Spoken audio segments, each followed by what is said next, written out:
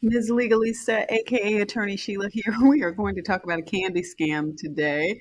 This is going to be a short video because the information you need to know is pretty short. Short.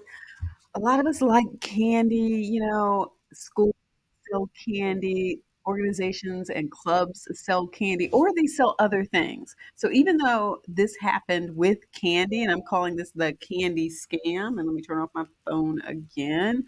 This could be anything. It could be like the candy bars. It could be popcorn. You've seen the organizations that pop up and want to sell these items to you. But here's the new is scam. They're not coming to your door. They're not people you already know. It's usually people you don't know. And this actually happened to someone in, I think it was New York. Let me touch base with this news article so I can tell you exactly what happened. So yes, this this was out of Manhattan, okay? Yeah.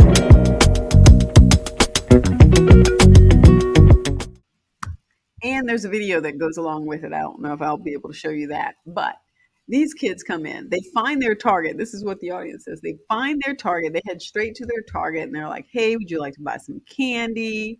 And they're like, "We can take a donation too." And they want to use the person's cell phone to do it.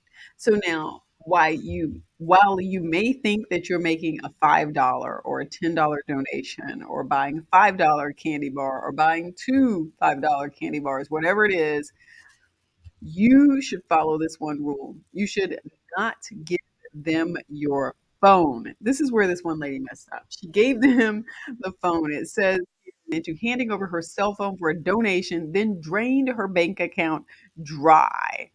It says, since we're all linked to Cash Apps, passing off your phone is like leaving your front door open for anyone to walk in. This victim says she had $1,800 stolen in 60 seconds. And so they actually did two transactions. So the lady wanted to donate $5. So they put in the $5 and, showed her, hey, yeah, this is the $5 that we're going to send to ourselves from your account. Okay. And then when they take the phone back, they didn't do the $1,800. So it wasn't until she realized later her money was gone. It says they were selling candy. You could either buy candy or just donate. She didn't have cash or want the candy, but the kids said they would take a donation via Venmo or Zelle. Okay, that's another conversation I've had. Like anytime they start trying to use Venmo or Zelle, I tell people this all the time. That is for family and friends. It is for people you already know. If you don't know them, don't Zelle them. Okay, it's really simple. It says, so I thought about it for a minute and I said, sure, I can donate a little bit through Zelle. Then I asked for their phone number because I don't know how to send it. That's when the sour swindle started. And they candidly asked for, the candy kid slyly asked for her cell phone. And that's when they made the transaction. And she said, later I go to the grocery store and realize all my money's gone. And there's a picture here showing both transactions, the $5 gone and the $1,800 gone.